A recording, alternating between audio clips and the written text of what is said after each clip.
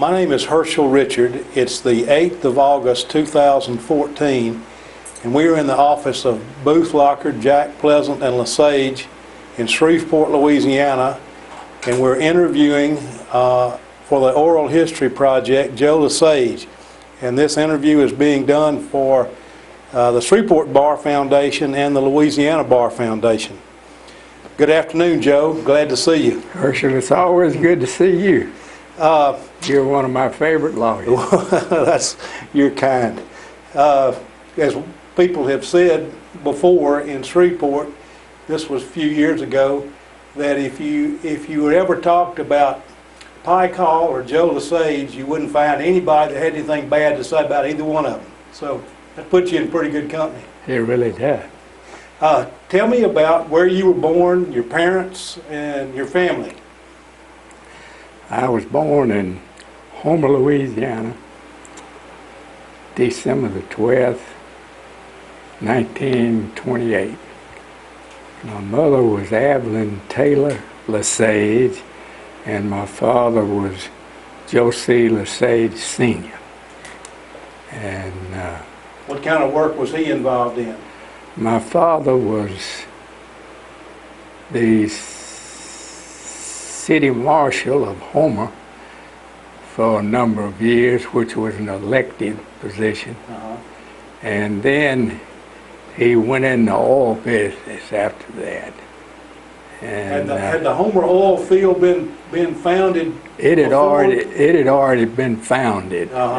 He and his partner Wideman Watson were doing a lot in South Lisbon, and but actually the Homer oil field had already been there then. All right, you might tell everybody what parish Homer's in, and a little bit about Homer, because it's got some history too, doesn't it? It does. It's in Claiborne Parish. Of course, they have the old courthouse that's been there for I don't know how many years, but when I first started practicing law, I had a lot of cases over there because the older lawyers didn't want to go outside of Shreveport, and I was the one that got elected. Were your grandparents from Claiborne Parish? They were. My grandfather on my mother's side was named Tap Taylor. He had a longer name than that, but he was known as Tap Taylor. And his wife was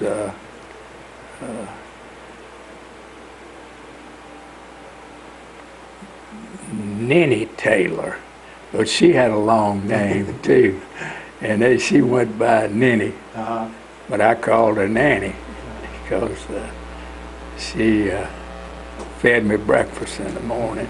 Did you have any brothers and sisters? I had no brothers and sisters, and my father's father was Andrew LaSage, and he originally was from Colfax, and he moved to Homer during the Homer oil field, and he had a bus line that carried workers out there in the mud, in the muddy roads. That was in the teens, or was it before then?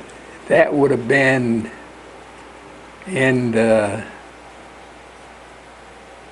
it would have been probably in the early 20s, because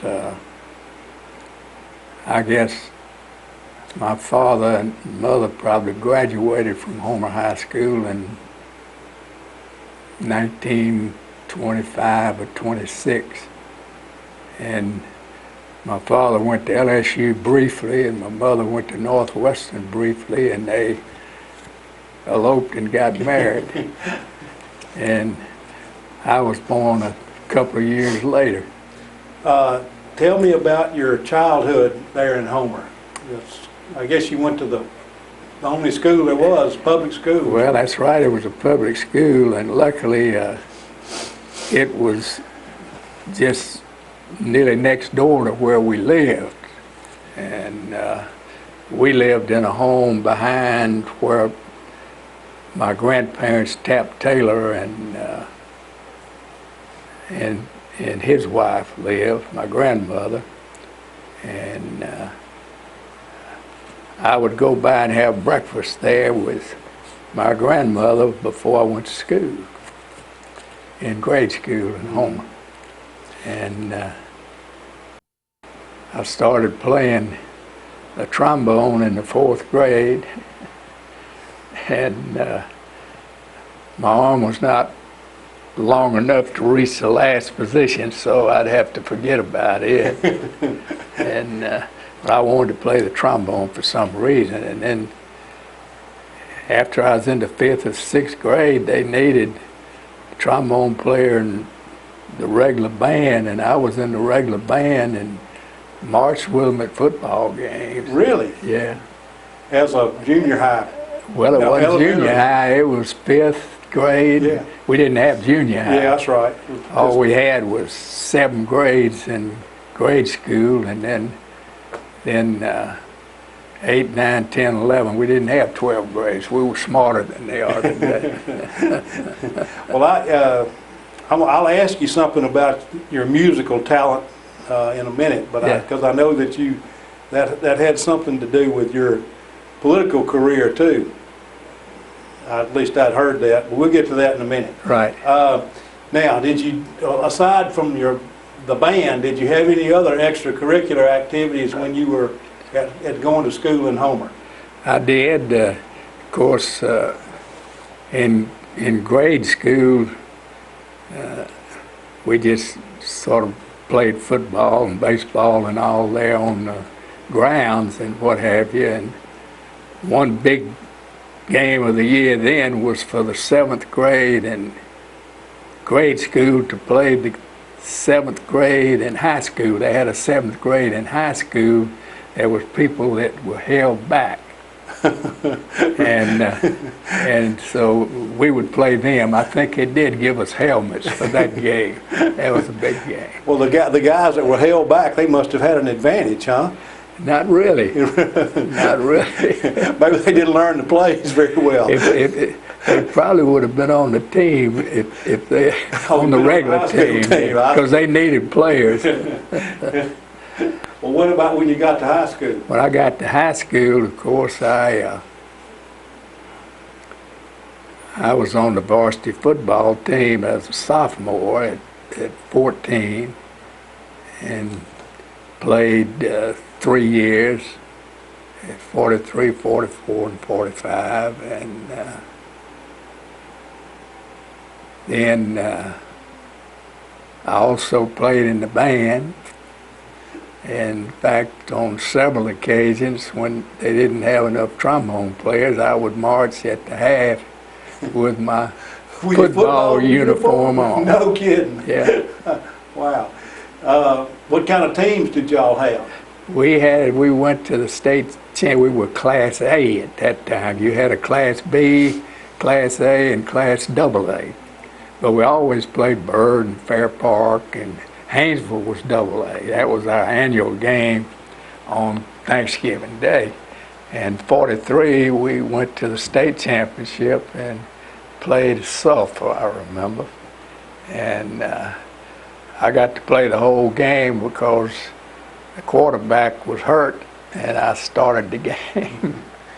But it was storming and raining and everything, and my recollection was we got beat 6-0 in that game. In 44, we went to the North Louisiana Championship game, and I think we got beat then by Ruston, who had a real good team. Bobby I.A. was he the tailback? He was their tailback, Bobby I.A. And in 45, the same situation existed, and I believe then we got beat by Jonesboro Hodge in the North Louisiana Championship. Was Spring Hill in your district then? We played Spring Hill every year, and it was always a tough match. The Haynesville, how'd you do against Haynesville? Because they were AA. Yeah. That's right. Against Haynesville, we beat Haynesville in 43, In 44, I think they barely beat us. In 45, I remember it very well, they beat us, and I got my nose broken in the first part of the game and bled the whole game. And my grandmother, who had never been to a game, she refused to go, was there. And she nearly freaked out. Yeah, that wasn't a good one for her to go to, was it? It wasn't. Did you play other sports too? Yes, I played basketball and track, and we did in 45 go to the state track meet, and we won it in our class. We had a 4-man track team. I ran the 100-yard dash and threw the discus and ran in the relays. Mm-hmm. And we had Harold Rip Baker that ran in the relays and did the high jump. And we had Wayne Hanson, who used to be a professor out here at Centenary, a chemistry professor. Mm-hmm. He lived in the Homer oil field. And he used to... Wayne Hanson? Wayne Hanson, Hanson. Yeah, I remember he used to run in all the races. Right? He did, and he got to running because he was too small to play football, but he would run to school and run home about 4 or 5 miles, and I think he won the 440, the 880, and the mile. I mean, he won everything. Wow. He won everything. I won the 100 and won the discus, believe it or not. But the reason I won, Ray Collins from Fair Park was a great big guy who ended up playing at LSU, and he played pro ball. He couldn't stay in the circle. Mm. He could throw it a long way. He Pelayed, huh? He Pelayed, that's what you call it, Pelayed. We didn't have a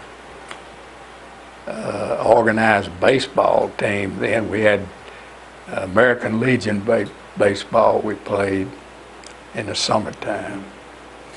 Well, then after high school, where did you go to college?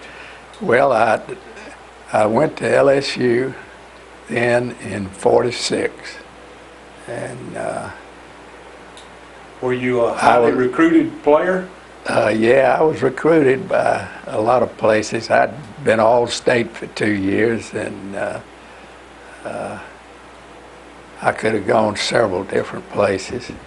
And I'd made up my mind to go to LSU because Gaynell Tinsley was an assistant coach, and he was from Homer, and had been a coach at Haynesville, actually, and then he worked with us when we were in the playoff games. Mm-hmm. And he sort of recruited me. He was an assistant then. He became a head coach at LSU later on. Who was the head coach? The head coach was Bernie Moore. That was in 46 and 47. And didn't he, later he became the commissioner of the Southeast Conference? He was the commissioner of the Southeast Conference, he was. And a famous coach. He was, yeah. He was. He was very eccentric. He had a lot of crazy thoughts about different things. One in particular, when we played Arkansas in the Cotton Bowl in 1946, it was snowing and sleeting and freezing cold, and we had some real pretty purple and gold long stockings and everything. Everybody loved them, and we went in from the warm-up, and he was superstitious and made everybody take them off. And put on your little shorts. He thought it'd slow you down. We tied the game nothing to nothing. If we'd had nothing to nothing. Mm. Who played for Arkansas then? Clyde Scott was their famous player. He had played at the Naval Academy during the war, and came over Scott, right? Yeah, he came back and played some more. Yeah. Actually, he did.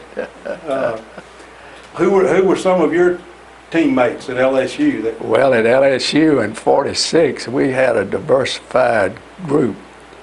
There were 4 of us that were true freshmen. My roommate, Jeff Adams, who was an N, and Alan Hover, and Fred Gowdy, who were linemen, and myself, who I'd always been a running back and a tailback. And we had to start practice in June that year. We had no restrictions on practice. We practiced June, July, and August. Night. Yes, there was no restrictions.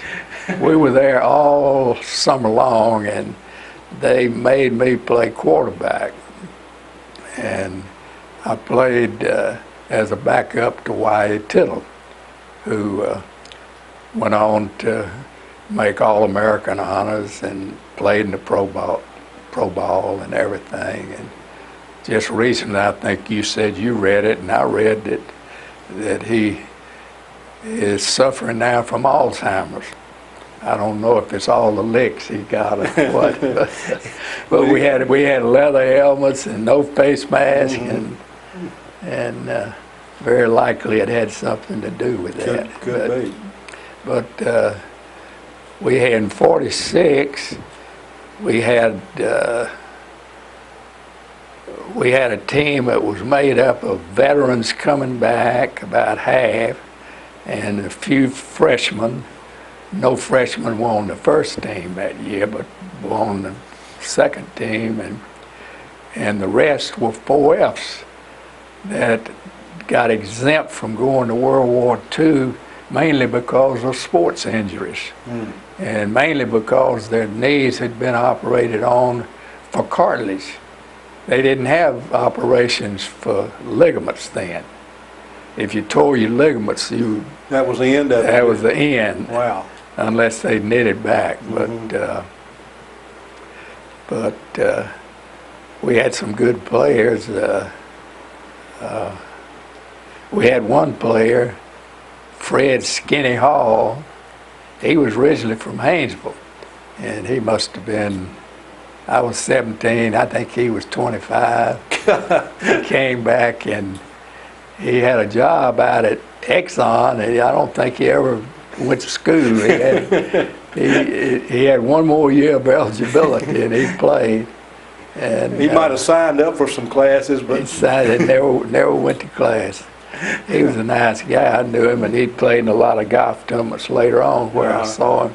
And Dan Santa was a halfback and from Shreveport, and Jim Kaysen was a good halfback, and Red Knight was a fullback. He was from Bossier City.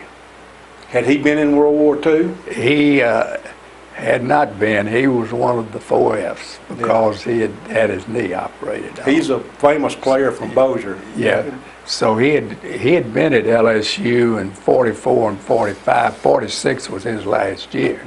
Like Wyatt Tittle was there in '44 and '45. And they switched to the T formation strictly because of Tittle. Had Steve Van Buren already finished? He had finished. He finished in '43, I think. His brother, Ebert Van Buren, played with me. Then he came on in '47, I guess, and played '47 and '48. He did.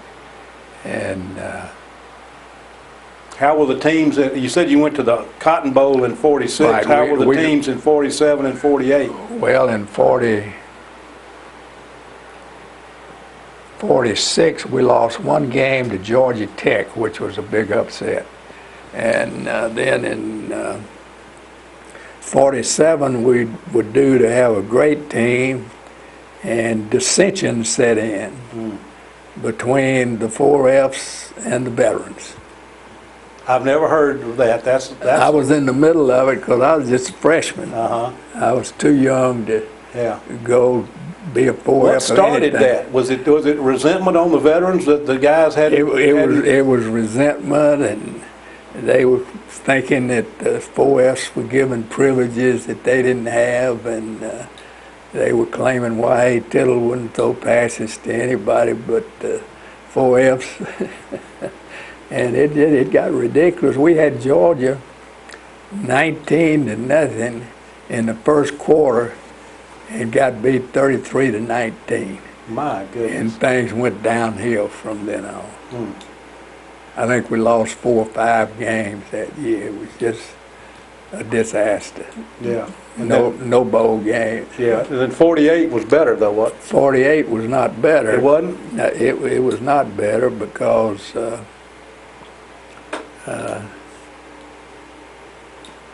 we beat A&M and we beat Rice. Played Texas, a pretty good game. The first game we played Texas, and by the way, Texas fullback at the time was Tom Landry. Was Bobby Lane the quarterback? No, he was not. He had already left. Okay. He had left. But Tom Landry was the fullback. Well, there was a guy named Harley Sewell that played guard for Texas. Was he playing on that? Harley Sewell?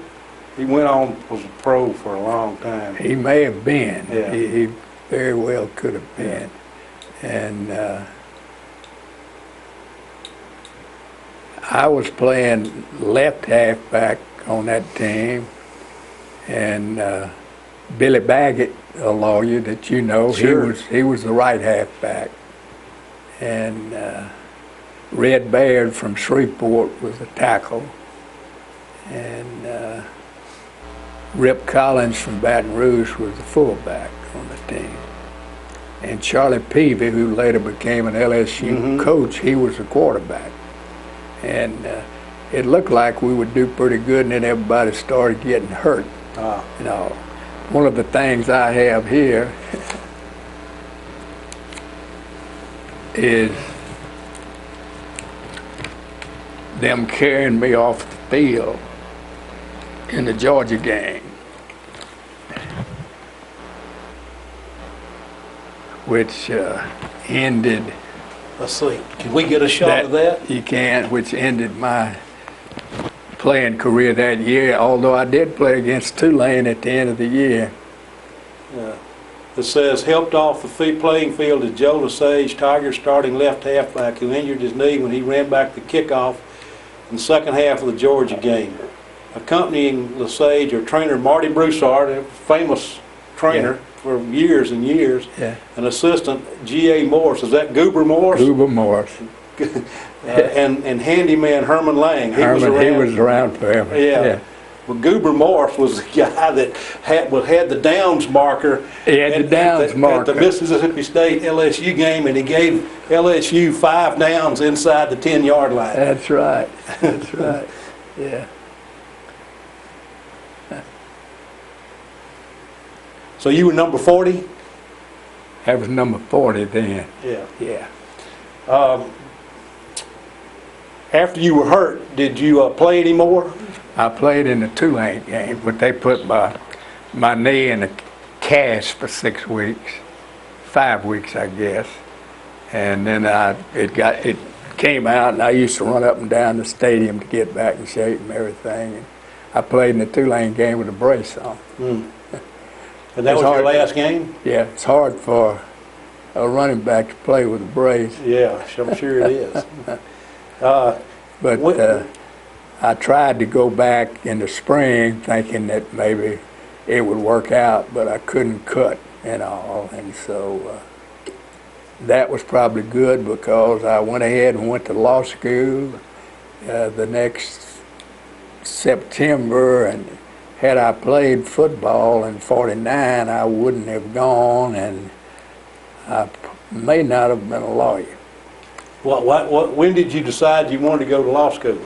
Well, my father always wanted me to because he wanted to be. And so he pumped it in my head forever. He studied law at Centenary at night. I remember he had a bunch of law books and everything, but he never did take the bar. Did you have any particular teachers in college that influenced towards law, or was it mainly your father? Mainly my father. Did you know lawyers were there many lawyers in Homer in those days? Or? Oh yes, it was. I guess the Meadows were there, weren't they? Moreland Meadows and Bud Meadows and Bill Shaw and Frank Doherty, who later became a judge. And there wasn't many more. Yeah. And was Bill Shaw from Claiborne Parish? no, he was from Shreveport. And his wife was a lawyer. She was one of the first Did lawyers. she practice too? She practiced with him a little bit. But when he was with Meadows, it was Meadows showing Meadows. She was not practicing, and then he left them, and then it was Shaw and Shaw. Anything particularly, were you in a fraternity at LSU? I was SAE, but not a real big SAE because I pledged, and believe it or not, the football players, we had to be in the G building, which was the dormitory for football players.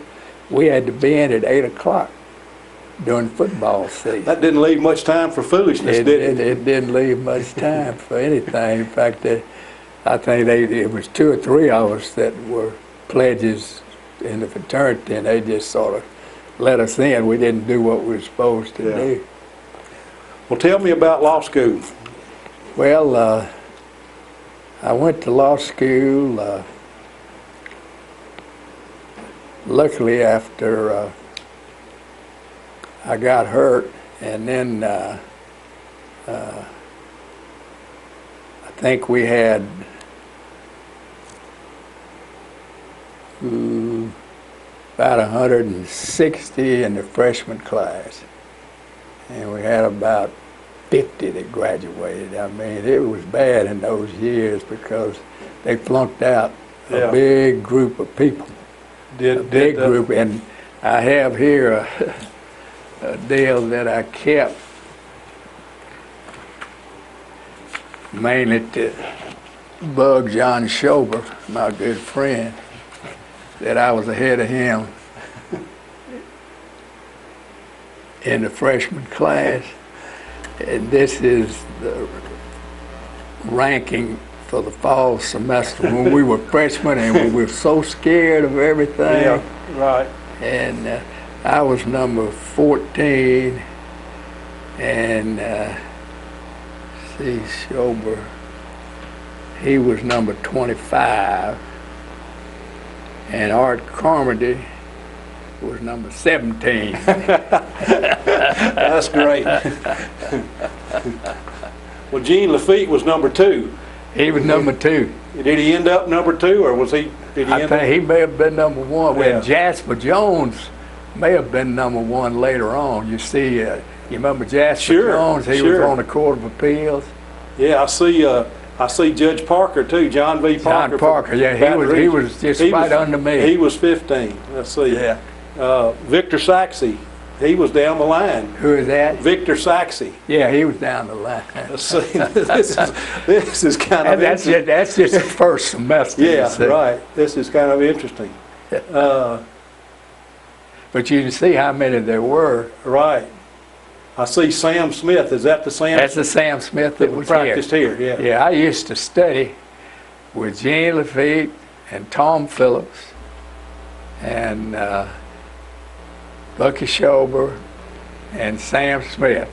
We had a study group together, and we would brief things together. We could all type except Schober. Well, this also has G.T. Owen. He was a lawyer in Baton Rouge. He was, yeah. Let's see, for names that I recognize. Owen Hamilton, is that Orlando Hamilton? Nick Hamilton from Lake Providence. Yeah. Yeah. Oak Grove, I guess, is where he practiced. Right. Yeah. Elmo Lear, he was a judge in Baton Rouge. He was. Elmo Lear was the judge, and I had occasion to get him to sign an order that saved foremost dairies millions of dollars. Tell us about that real quick. Well, it was one of the strange cases I handled. We represented foremost dairies, and I did all of their work with the House Counsel for Foremost over, and this was in the late 50s, early 60s, I guess, and they were having a big dispute with Pierce, who was the Commissioner of Agriculture, about pricing of milk and everything, and of course he was trying to change things and all, and so we had to file an injunction suit against the commissioner. And then John Swegman was in the middle of it. You know, he had Swegman Grocery Companies, and he wanted to sell cheap milk, and he was... It was Dave Pierce, wasn't it? Dave Pierce. Commissioner of Agriculture. That's right, that's who it was. So I had to get a temporary restraining order signed to hold things off because it was going to be a while before we went to trial. And I went to my friend Elmo Lear. I think either he happened to be the duty judge or I waited till he was. He and I always sat together because Lear and LeSage, we went alphabetical. Yeah. And so he signed my temporary restraining order, and it lasted for 3 years, I think. And wow. They saved all sorts of money. Any particular teachers that were memorable? Dale Bennett was.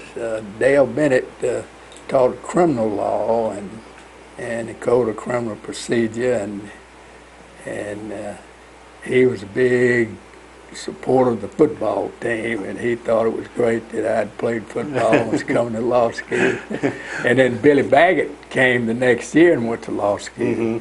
And Billy and Dale Bennett were good buddies too.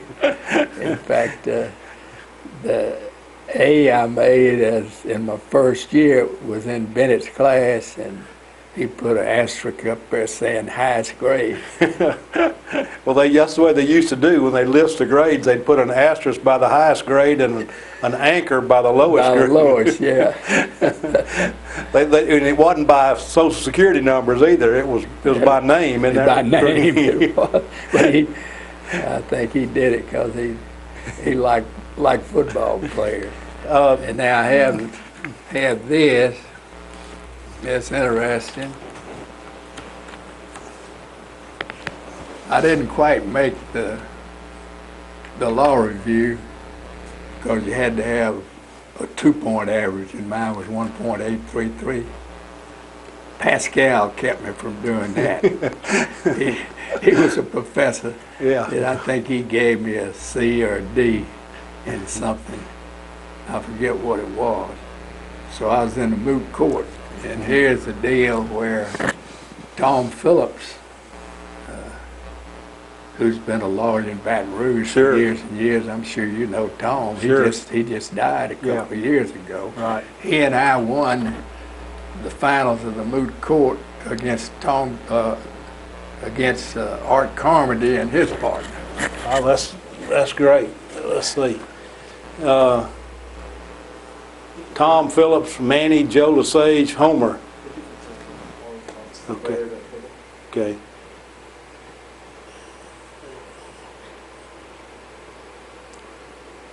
William McBride of Scott. That wasn't the guy that became the psychiatrist up here, was it? No. Different McBride. Yeah.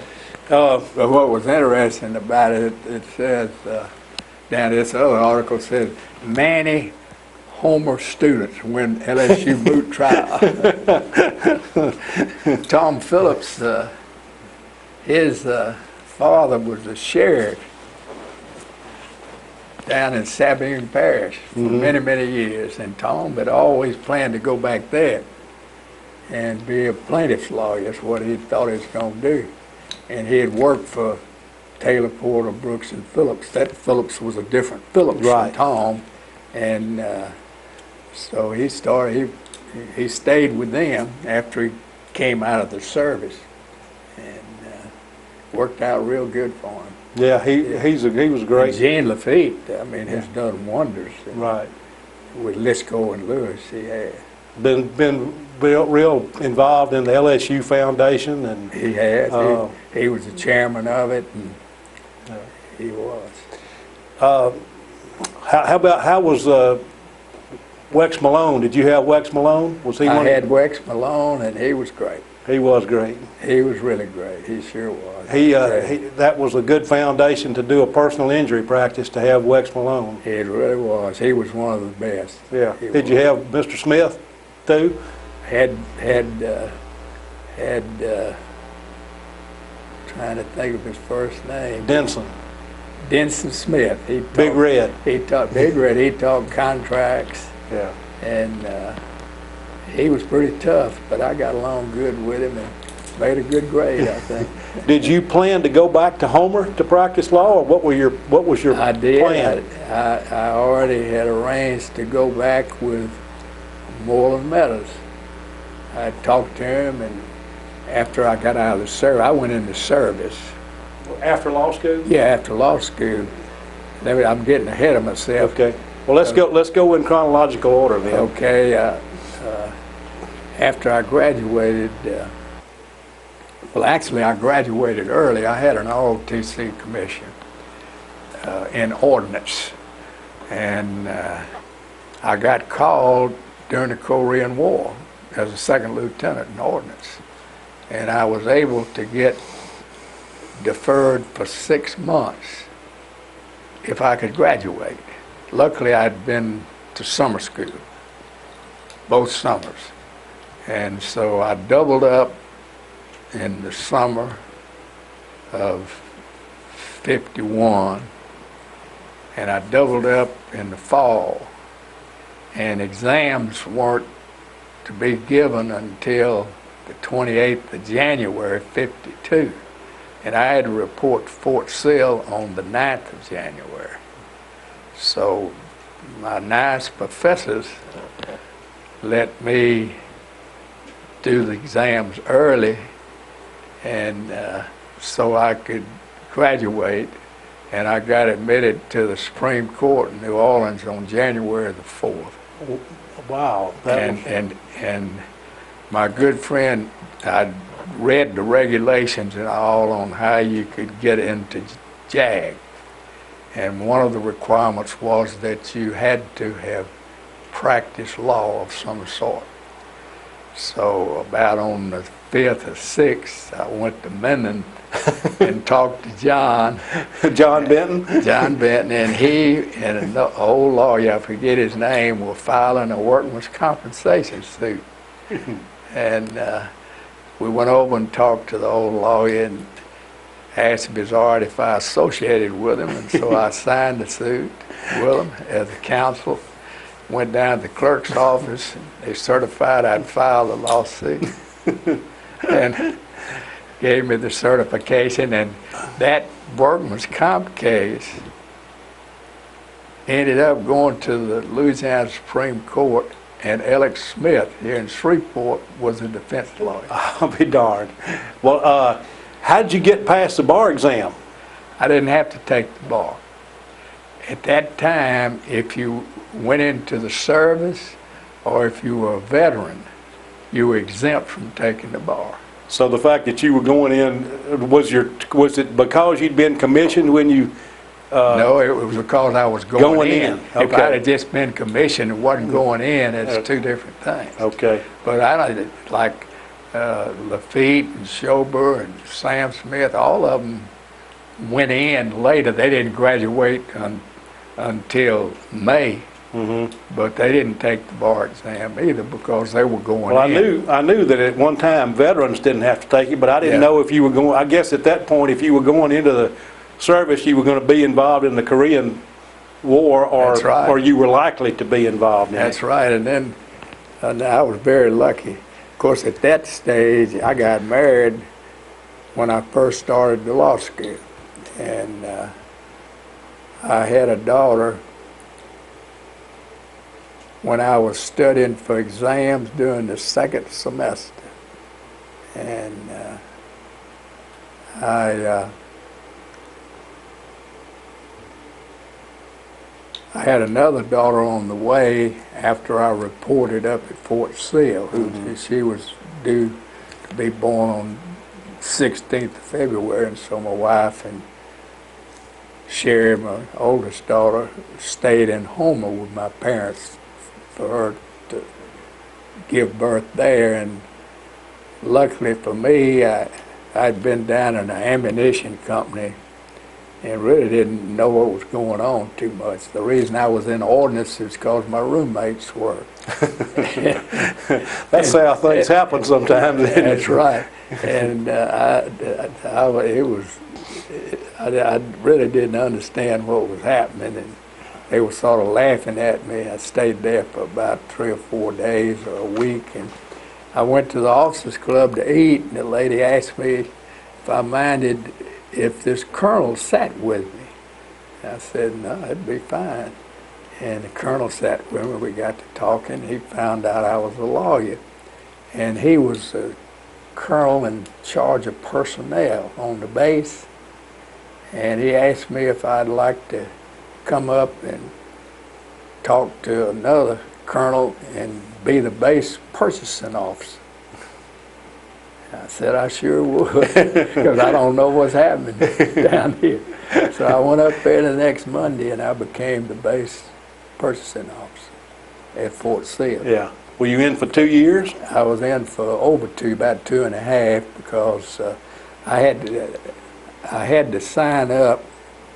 I got transferred to JAG after about 5 or 6 months. Mm-hmm. It took that long to process it, and when I did, I was working on court-martial cases at Fort Sill for maybe a month, 2 months, and then I went to the JAG school at the University of Virginia, where all JAG officers had to go there. It was a 2 or 3 month deal, I guess, and went to it, and then you got assigned afterwards, and I got assigned to the Pentagon. Oh, really? And I stayed in the Pentagon for the rest of the time. Oh. And then, luckily again, Dean McMahon remembered it was about time for me to get out. I had to sign up for another 3 years, but when the war was over, they had too many, and they were letting you out early, and it was over. They would let you out if you had a job that wouldn't be available. And he had talked to John Pleasant, who was just going with Booth Lockard in February, I guess, of that year. And he told Harry Booth they wanted to get a young lawyer. They had one or two, it didn't work out, and Harry Booth called me in the Pentagon. I flew down and interviewed, and they hired me. That was a good thing, a good bit of a lucky break too, wasn't it? $300 a month. Well, tell us about that firm, because it was very of a notable law firm, and really probably the leading plaintiffs firm, and certainly in the north half of Louisiana, and maybe in the whole state, I guess. Yeah, I think it was. At that time, it was, and was for a long time after that. Sure. And I was the young lawyer with 4 older lawyers, and as a result of that, I really had a wide experience of doing a lot of different things. I mean, anything they didn't want to do, I did. Tell us about the 4 partners, because they were, from what I know, they were very different and unique, but all had their strong suits. They did. Harry Booth was an orator, and I had the privilege of working with him on several personal injury cases and several criminal cases real fast, and he was really good. He did things that nobody else does most of the time, and he got away with a lot of things the judges let him get away with. And Leonard Lockard was sort of the stabilizer, and Harry Booth was, I mean, he'd take on cases, but he was in bad health, and he didn't work full time at that time, but he would go after the cases when he had them. And, I always heard he was a gambler. And did that oh, spill over into the way he handled lawsuits too? Yeah, he was a big gambler. He had two or three of his friends, Ike Abramson, another lawyer, and this old doctor, trying to think of his name. They used to come to the office every Saturday morning and bet on football games. Because we worked on Saturdays then. Yeah. And wore suits. We always wore suits and ties. Everybody worked then, you know. It's a lot different now. Yeah. Did you work Saturday afternoon, or did you get off at noon? We'd usually get off at noon. Usually did that. Sometimes I didn't get to it first because I was the researcher. Mm-hmm. Anytime anybody had a research project, I did it. And didn't have computers or anything like that. It's going in the dungeon, they called it, and looking at the books. And well, how did Lockard and Booth get together? Do you know? They got together because Harry was in bad health, and he needed somebody to be in the office all the time, you know, which Lockard was. He was good doing that. And Lockard, he was real big in the First Baptist Church. He was a Sunday school teacher, and he packed them in there. He had them standing in the halls trying to hear him, because he was pretty eloquent himself in a different way. Yeah. But he didn't really like to try cases. He'd get real nervous and everything, and he didn't want to. He just didn't want to try cases, which was sort of weird, but yeah, he did. I'd never heard that. Yeah. And then you had Judge Pleasant. Judge Pleasant came at the same time I did. Mm-hmm. And Whitfield Jack came before that. He came and after the war was over. He was a general in World War II, and he came with them then, and he was quite different. He was very meticulous as a general, and he was very precise in everything he did. He wrote lots of letters to a lot of people, and when we finally had was it a thermofax machine, the first copy machine we ever had green paper on it. Yeah. You could go through an old file of his, and he'd have 10 copies of that old stuff in the file. He loved the copy machine. He loved it. He did, and he would have his yellow pad in the morning, and he'd have it written the day before what he had to do the next day. He had his wife's anniversary, his first wife's anniversary. And then after she died, he had on there, I'm getting married on this day. When he got married again several years later. But his secretary was laughing about that. But Whitfield, he was a different type. He would try cases different from anybody else. But he was successful at it. And Judge Pleasant handled a lot of property suits and property transactions and successions. He had a big following. He was real active in the First United Methodist Church, and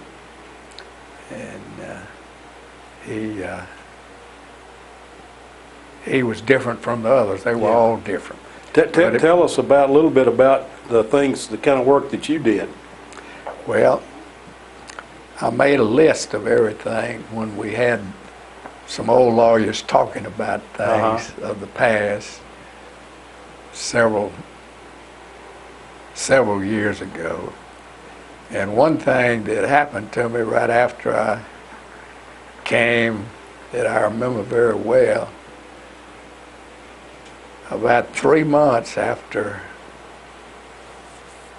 I came with the firm, Harry Booth had a criminal case for a client that was indicted in Washington, D.C. for selling pipe that he shouldn't have sold. And trying to think of it, I guess his name isn't important, but he was indicted up in Washington. And when I was there, I was in the fraud section of the JAG office. And we worked with the Justice Department lawyers that were handling those type cases. And I knew all of them. I'd been working with them. And so Harry thought I could go up there and get the case transferred back to Louisiana because our client lived here. Yeah. So I took a trip to Washington, saw some of my old friends there, and met with the one that was in charge. He happened to be one that I'd worked with, and he agreed that it ought to be down here. All the witnesses were here, and we filed a motion and everything and got the case transferred back, and Judge Dawkins was the judge, and we got a very favorable outcome from it because it was sort of a ridiculous case to start with. You know, I mean, it was some minor fraud situation that most people wouldn't understand. I don't remember exactly what it was, but I know it didn't seem that serious. Well, that was another fortunate turn in your life, wasn't it? Another fortunate turn. Another thing that I remember very well early on, I had a will contest, and it involved handwriting experts. Handwriting experts. And Malcolm Lafargue was on the other side. Did you ever know Malcolm Lafargue? I know his son Bob is one of my best friends. Yeah. But Malcolm, and he was the U.S. attorney at one time. He had been at one time. Yeah. And he was very litigious and all, and Jim Bodenheimer was involved in it in some way, but he was just sort of on the fringes. But I remember we tried the case before Judge O'Neill. Remember Judge O'Neill? He was before my time. Yeah. And he was old then, I tell you he was. And I remember Malcolm Lafargue thought he could take advantage of him, and he'd start doing this, and I'd call him down, and we'd start screaming at each other. And old Judge O'Neill just shake his head. He said, "Now y'all calm down." But he should have held us both in contempt, but he didn't. So we got through the case, and it ended up going to the Court of Appeals and all. But it was quite a deal. I had 2 or 3 handwriting experts. I think we won the case. And in the milk pricing cases that I told you about, and there were still some more down in New Orleans other than that. I had a lot of city court criminal cases.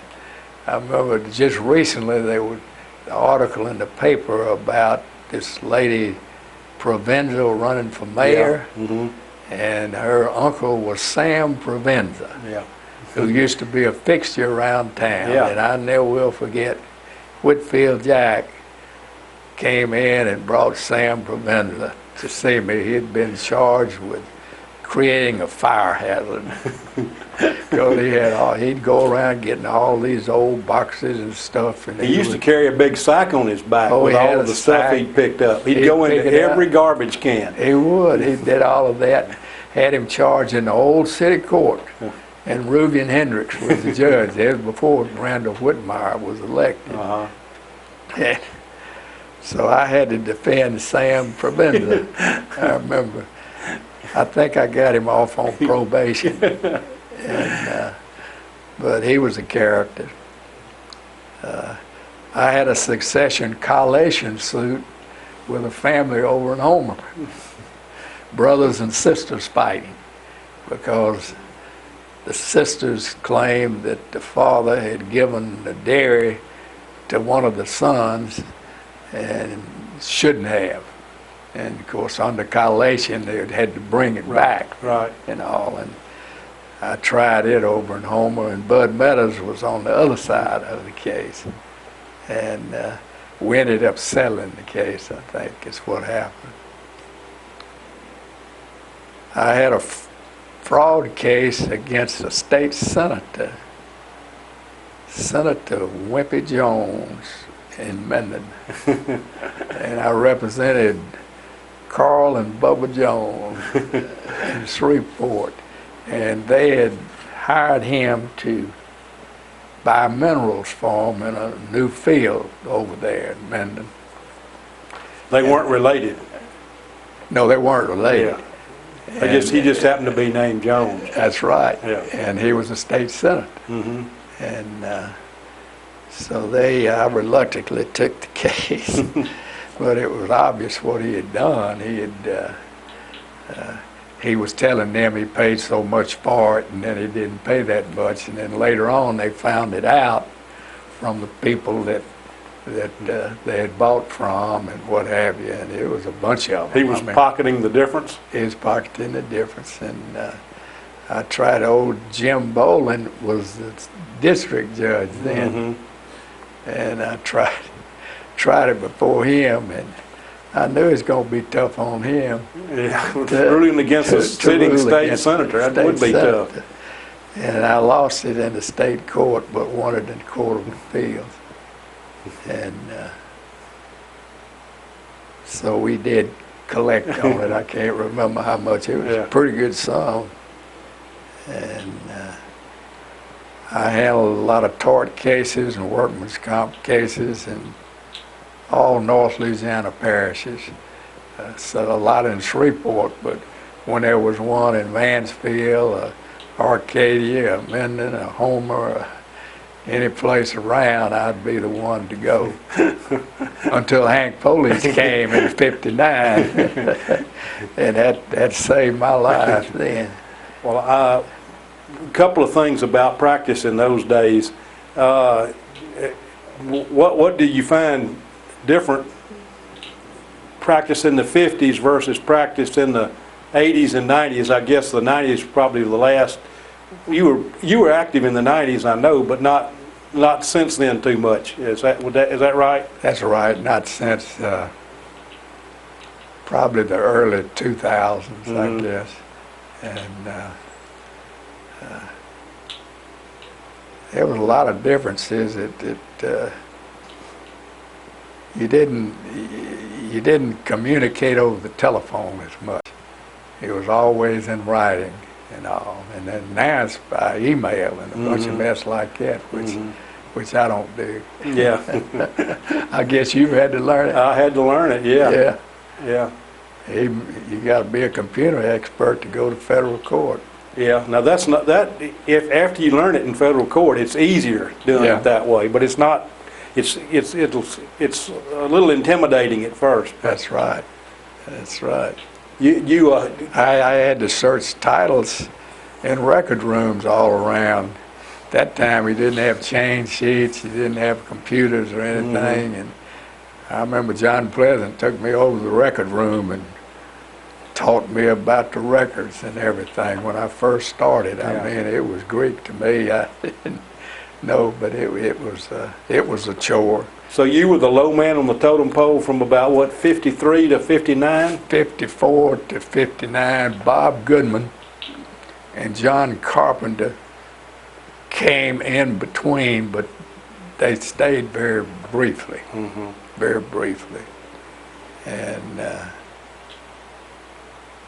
had a lot of domestic cases. And one reason the Sockwriter is the domestic lawyer in Shreveport is because Hank Politz and I didn't like to do it, and every time we could, we'd turn a case over to him, and he liked to do it, and he got them all. That turned out to be a good thing for him. It was. Yeah. I did collections for.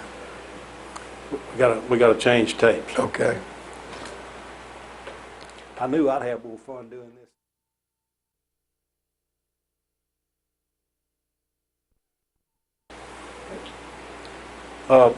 Joe, could you tell us about some of the lawyers that you practiced with and against during your All career? right. Well, of course, Henry Politz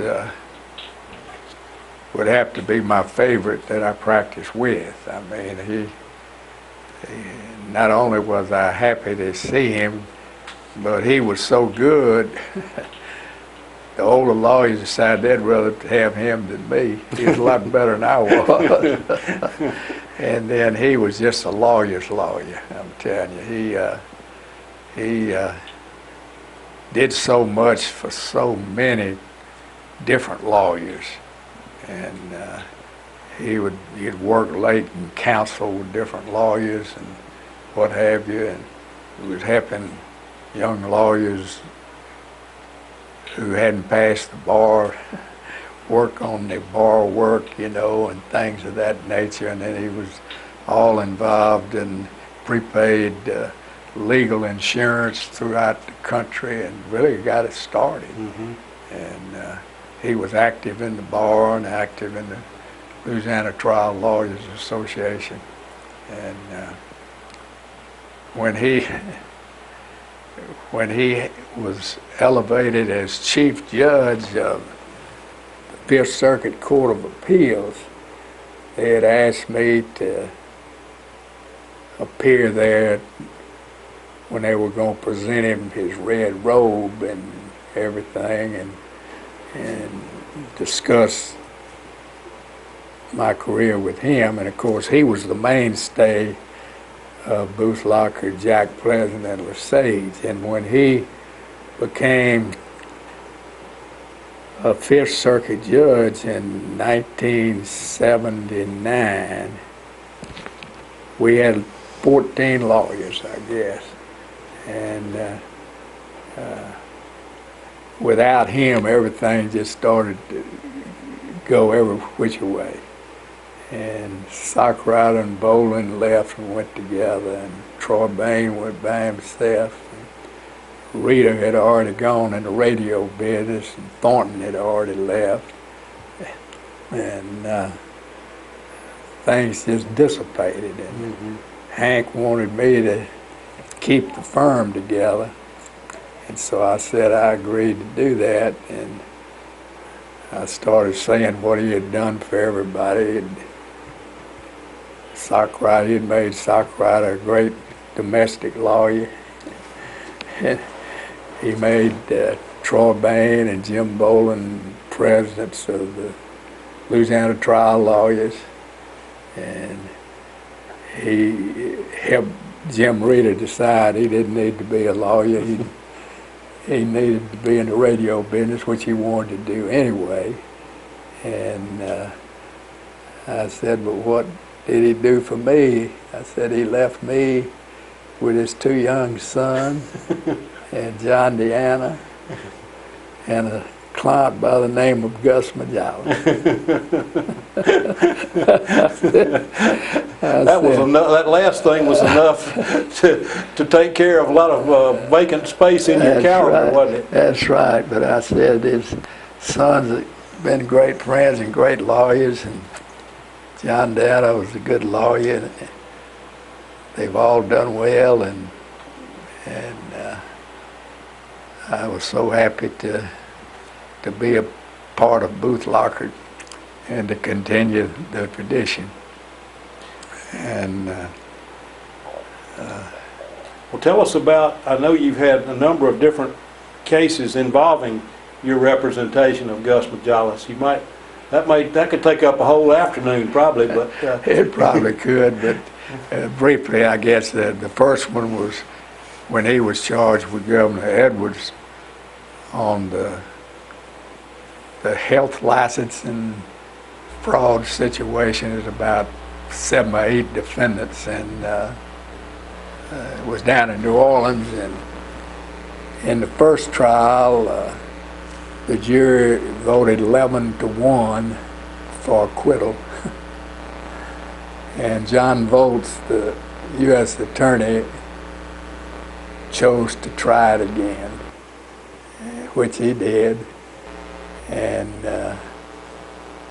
we fooled him at the end of his presentation and rested our case. And they were all acquitted the second time. Who were the lawyers involved for the defense in that case? Jim Neal was the lawyer for Edwin Edwards in the first trial. Camille Gravel was also assisting him in that trial, as was Ginger Roberts, who is now a federal judge in New Orleans. Ginger Berrigan, right? Ginger Berrigan. She was single then, but she was assisting him. And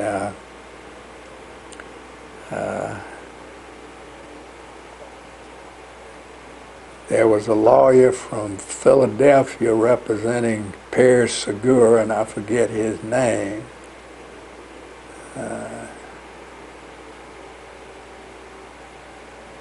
Louis Oglesby was representing Edwin Edwards' nephew, who was charged. His name was Isbell, I remember, and the judge let him out without it going to the jury in the first trial, as he did several others. But Louis was quite young then, but he was still rambunctious like he is now. But he's had a real great career. Yeah, Louis has, as a defense lawyer and as a plaintiff lawyer. He's gotten a lot of lawyers get him to associate with them if they have to try a case, so he tries it for them. And then later on, Gus was indicted, and I represented him along with Jim Neal and Camille Gravel.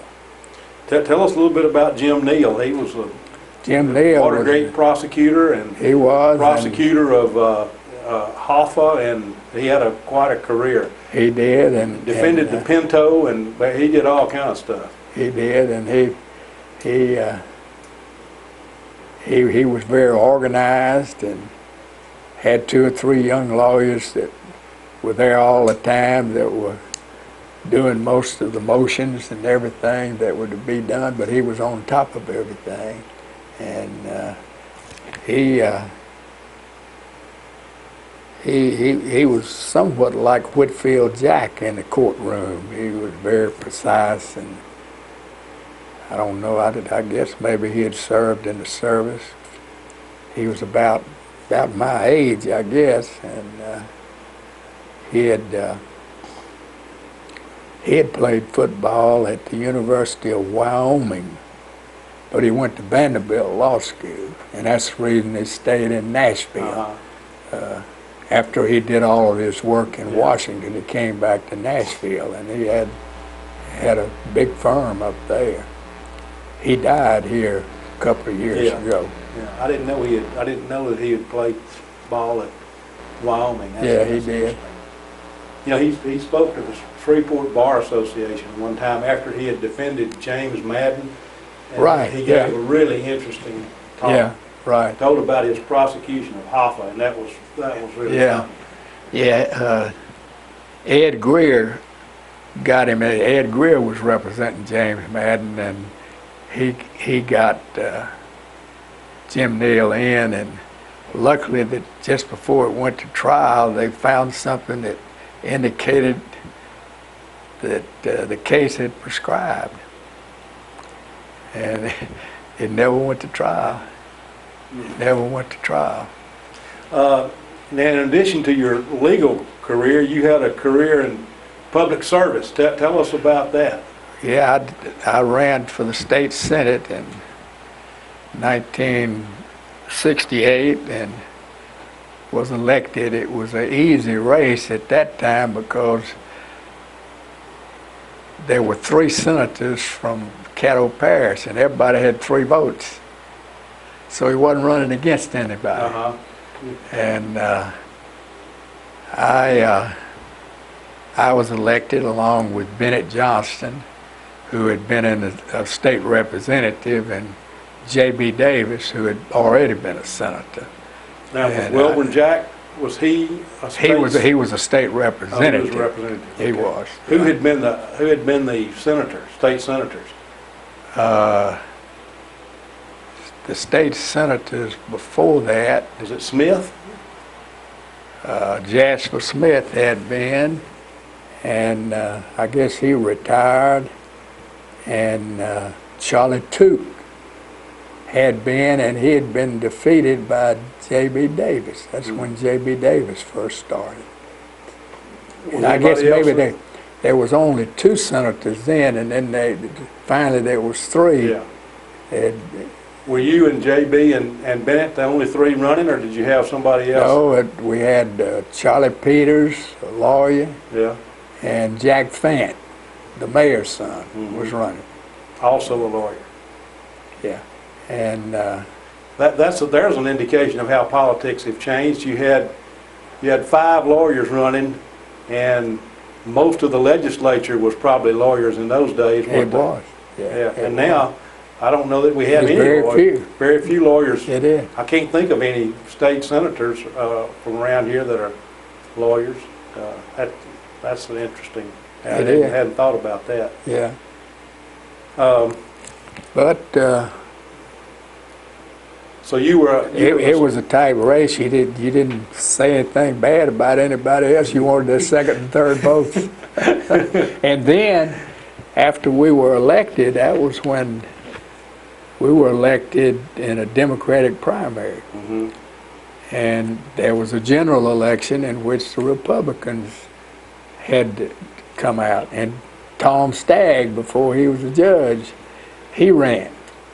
He ran for state senator? He ran for state senator, and he nearly beat J.B. Davis. Bennett and I had moved out front, and it was real close between J.B. Davis and Tom Stagg. Okay, so you got elected in '68, and was McKithen elected in '68? He was already there in '64. Okay. This was his second term. Okay, so you weren't in the legislature when Earl Long was governor. He was. No, 56 was his last year as governor. Is that right? No, he was there from 56 to 60. Yeah, 56 to 60. Because Earl Long appointed me to the LSU Board of Supervisors in 1956.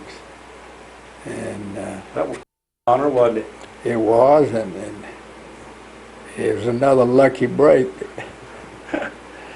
This old lawyer, Ab Atkins, over in Homer, Ab Sr., you may have known Junior. I knew Junior, yeah. It was Ab Sr., he was a friend of my daddy's, and Pete Menifee from Monroe. They were all big Earl Long people, and Earl had wanted to appoint Ab Atkins, and Ab had a bad heart problem, and his doctor wouldn't let him take it. And so they got together and wrote a long letter to Earl telling him that I would serve the purpose of Homer, and I'd just been elected president of the LSU alumni in Shreveport. And out of the clear blue, I get a letter from him appointing me. And his reasoning was that we needed young blood on there. All of them were too old. How long did you serve? I served for 12 years. It was, at that time, it was a 14-year term. And it's different than what it is now.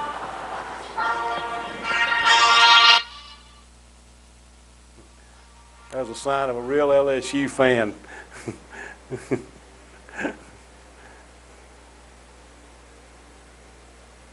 Take that? Yeah.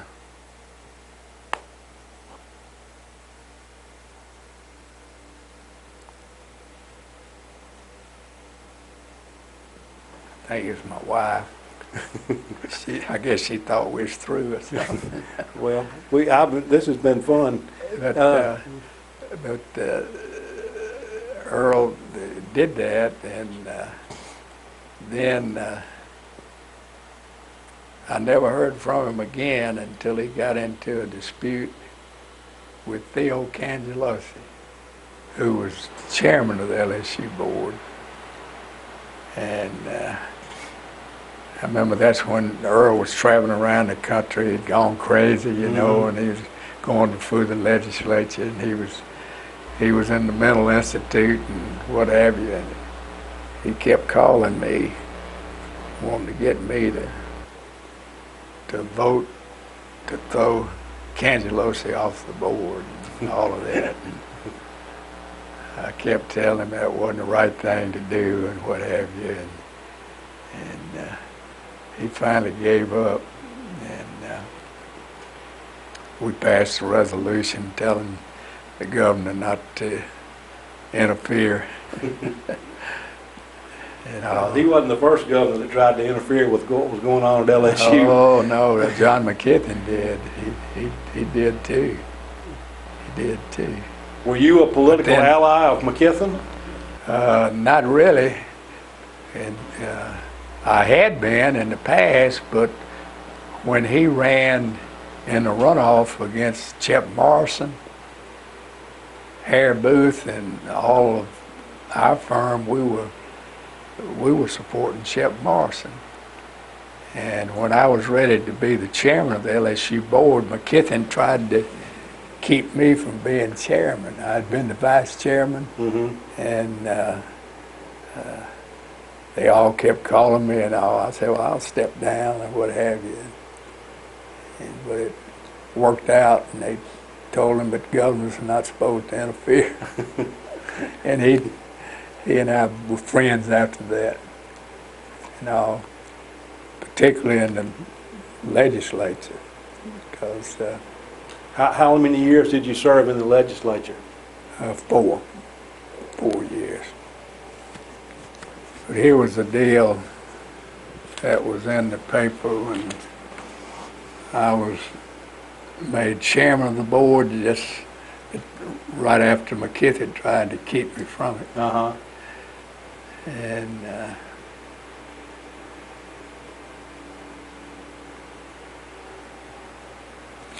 see if we can show them that. This is sent to me from my friend Jimmy Hammett, James W. Hammett, New Orleans, who was the general counsel for South Central Bell. And he's got a little note. Hello? Hello? Hey. What? Yeah.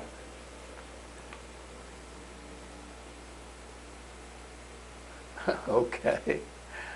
We're right in the middle of it. Bye. It says you're the youngest man to be elected chairman of the Board of Supervisors, age 35. And then, let's see, other side. Yeah, the other side, it's just another picture of, yeah. About the Board of Supervisors. And then here's one when we had a groundbreaking for LSU in Shreveport, and we had it inside because it was storming. Let's see. That's Governor McKithen and John Hunter, who was the president of LSU, and Donald Shipp, who I guess was the first dean of LSU in Shreveport. Yeah. And that was 1966. 1966.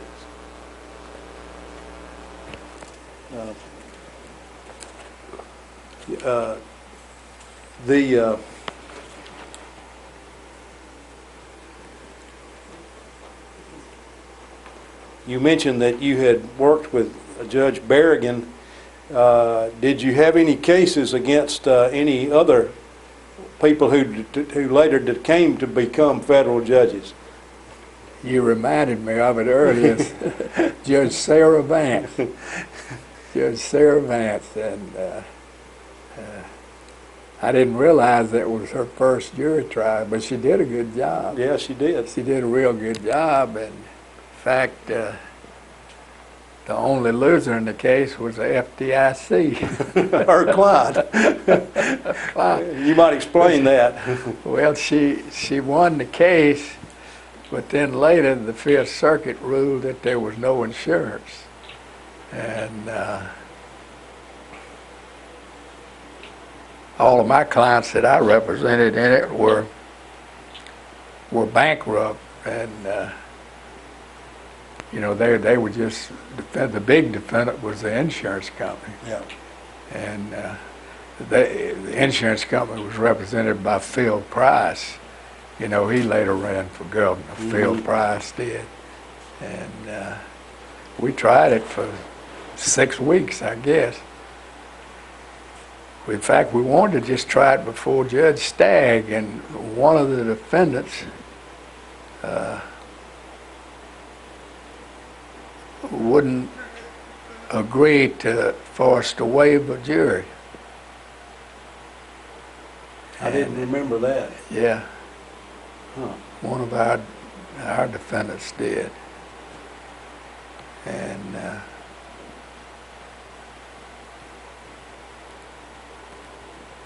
Were you involved in the Louisiana Trial Lawyers? I was on the board of the at that time it was called, I guess it was, I was on it in 1958, and Harry Booth was responsible for me being on it. And at that time it was called the Louisiana Association of Compensation Claimants Attorneys, LACA. Because of NACA was the national. NACA was the national, and Right. then it was changed to the ATLA and Louisiana Trial Lawyers Association, and now it's the Louisiana Association for Justice. They've changed the name. Yeah, I don't know why Off they made and the off. last change. And then I was on the board again later on when it was the Louisiana Trial Lawyers Association. Did for you? 4 or 5 years. Were there any lawyers that you practiced against that you were particularly memorable or interesting? Well, you were one that was tough. I remember we had that death case. Yeah, we sure did. That we had, and Niall Politz, my young lawyer, he had sort of worked it up most of the time. In fact, it had been a case that John Schober had, and he had sort of turned it over to Walter Carlson, and he got crosswise with the client and the client's boyfriend, and so they sort of referred it to us, and you and I tried it all week, and we settled the We case settled it. just before we were going to argue it. Yeah, just Yeah. before that. And I remember one of the people on the jury her husband was a policeman, and I talked to her after the case was over with, and I didn't get any indication from her what she thought about it. Yeah. Well, I guess you had cases against Charlie Meyer, probably. I had cases against Charlie Meyer. He was a real trial lawyer. Richard Switzer, Paul Meyer, and Harry Johnson was a fine lawyer. Yep. And his son,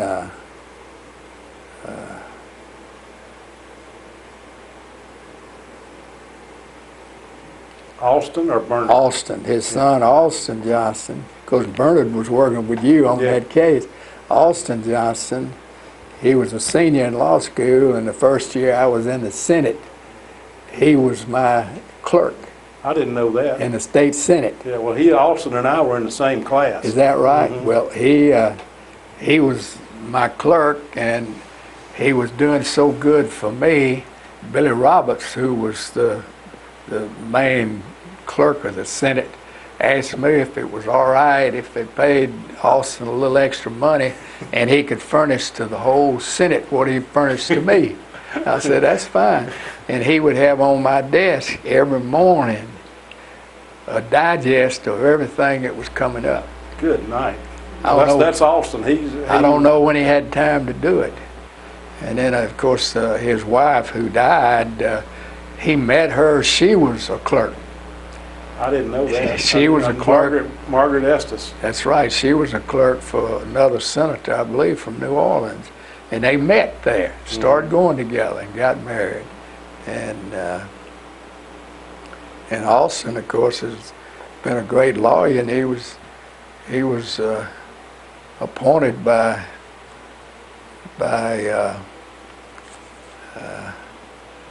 President Clinton to be on the Fifth Circuit. It was, or was it just? I think it was the Fifth Circuit.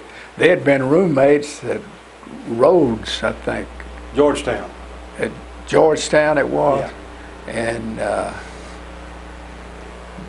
because of politics, they kept holding up all the appointments, and it lasted and lasted. So finally, they just forgot about it. And he's been a great lawyer ever since. Yeah.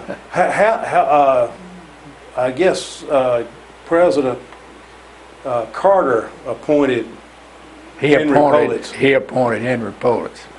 And who was the senator? I guess Long was the senator at that time. And was he involved in that, or how did that come to be? It was all sort of secretly done. I think Sidney Cook was in the running for it. He was. And I think they had a committee maybe that talked about it and all. But Hank Politz he didn't have a lot to say about it during the time it was going on. Yeah. Well, I remember when I was with Sidney, and I knew that they came to interview Sidney, and I always wondered, because Sidney and Hank were so close, they were, yeah. But then Sidney withdrew because remember when he had cancer? I remember that. He had cancer of the mouth. Yeah. I remember that. And he withdrew. Yeah. But I'm not saying that had anything to do with Hank being appointed, but it could very well have. Yeah. But I don't know that. Of course, Hank had been quite active in the Democratic Party. You know, he'd been. My impression was he'd been a lot more active in supporting President Carter than Sidney had. Yeah. Yeah. Of course, Sidney had always been pretty active in most of the campaigns. Yeah. He and Hank used to get together most of the time. Oh, yeah. I wanted to ask you about this. I didn't know about your music career on the trombone, but I had heard about your singing during your campaigning. Could you tell us about that? Well, it just sort of came about on the spur of the moment in a way. Because in the first campaign that we had, we were all appearing at a lot of black churches all around the parish and what have you. And at that time, you had one group of blacks, call it the Democratic United Party or something, and they sort of controlled the majority of the black vote. And you didn't have much chance of getting any of the black vote unless you were endorsed by them, because they put the ballots out. Mm-hmm. And I had not been endorsed by them because I guess they didn't think I could win. They had endorsed J.B. Davis and Bennett Johnston and Charlie Phillips, because Charlie Phillips had a lot of union connections. Mm-hmm. It represented the union. And so Jack Fenton. Charlie Peters. You said Charlie Phillips. I mean Charlie Peters, yeah. Charlie Peters. Charlie Phillips was lawyer in Baton Rouge, right? Yeah. And he was the Phillips of Taylor Porter. That's right. Yeah, right. He was a nice guy. He was a great guy. I knew him well. And so Jack Finn and I sort of had to work around it the best we could. And I never will forget, all the candidates were out at Greenwood at this small church, and they were asking everybody to get up and say something, and some of them got up and say different things, and sort of preach a little bit and what have you. And so I said something about the fact that I'd had the privilege in high school of singing with some black groups and churches and what have you, and I'd sung the Lord's Prayer at different functions and at weddings and different things. And I said, I think we'll close this with the Lord's Prayer, and I sang it. And they all started singing with me. And then when they had a big function at the Municipal Auditorium about 3 weeks later, where it must have been 600 or 700 there, some famous black preacher was there from Dallas, and they had asked me to sing the Lord's Prayer again, so I had to really practice then. And I went down to the church, I forget the preacher's name, whose church it was, but he was a prominent black minister, and he was sort of helping me. And he had his piano player, and we practiced a long time, and I sang at that function. And I did end up getting enough black votes to pull me over the hump. And I think I beat Charlie Peters maybe by 2,200 votes, and Jack Fant was last. Yeah, that's interesting. I remember Jack Fant's daddy, the mayor, was there, and he was not happy with me singing at all. He thought they were giving me an advantage. Were you involved in any of Bennett Johnston's campaigns? I was. We supported Bennett when he ran against Edwin Edwards in 1972 and was nearly elected. Mm-hmm. And then we supported Edwin against a Republican candidate. I can't remember. I guess it was, well, it may have been Charlton Lyons, Sr. I don't remember. I believe it was. What I remember when I was in high school, it was Charlton Lyons versus Joe Wagner. Joe Wagner. That was way back. Yeah. Way back. Yeah. That was in the '60s. Right.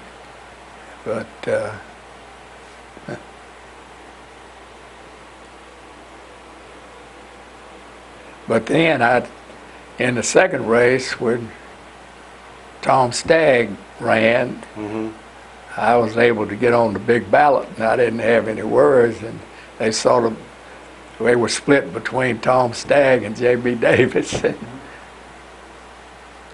Well, Tom Stagg never got elected to anything until he got elected to the Constitutional Convention, didn't he? Am I right about that? Because he ran for Attorney General, I think. I guess that's true. Yeah. I guess that's true. But he was an indefatigable Republican campaigner, though. In one case, I remember that I've told a lot of people about it, and we kid about it. I had a malpractice case against Tom Stagg when he practiced law. And the reason I had it, he sent the client to me. He sent the client to me. He had let prescription run on Longleaf Lumber Company plant when I-20 came through. Uh-huh. And it was an expropriation case. And once the project was finished, you had a year in which to file your answer and seek damages. Mm-hmm. Joe Loftus was the head of it then, and he was Tom's client. And Tom called me and said, I'm sending Joe Loftus over there, and he needs help. I fouled up. And, Boy.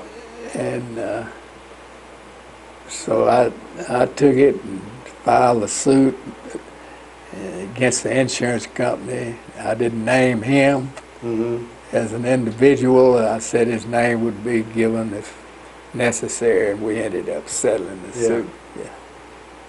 Well, that's But, interesting. I didn't know that. That's really interesting. And Bill Cady was his law partner Yeah. then, and Bill was my good friend, and we played a lot of handball together. I would be remiss if I didn't ask you about what you did for fun during your legal career and thereafter. Well, I played a lot of golf and quit golf for 10 years and played a lot of handball because it was faster and you got more exercise. And then you went back to golf, I And I guess. went back to golf up until about a year or so ago, and when my cancer finally went to my bones, I finally had to give it up. And but the doctor I have is a miracle doctor. He's had me on all these new procedures and everything, and You look pretty good. it's kept me going. I could probably play golf, but I'm worried about breaking a bone or something. Yeah. Well, is there anything that you'd like to talk about that we haven't talked about?